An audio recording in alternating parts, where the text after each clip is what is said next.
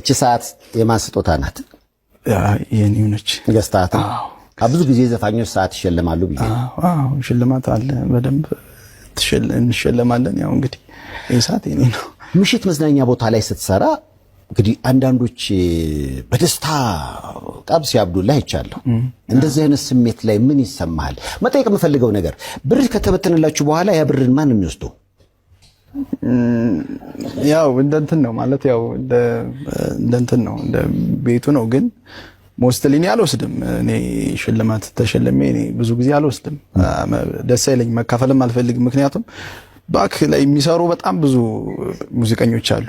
በጣም ማለት የሚለፉ ናቸው። ከኛ በላይ በጣም ብዙ የሚጠሩ ናቸው። እኛ አትሊስት የምናውቀውን አውቀን ነው የምንገባው። እነሱን አስፈቅደን ምናምን ነው የምንገባው። እነሱ ግን ግዴታቸው ነው። በቃ አጥንተው ተዘጋጅተው ሲመጡ በጣም ነው እንትን የሚሉት የሚያሳዝኑትና ከመጀመሪያ እስከ መጨረሻ ቆመው ሲሰሩ ለነሱ ነው የሚገባው እንጂ ለድምጻዊ እንደው ብዙ ጥሩ አይደለም ብዬ ነው የማስበው።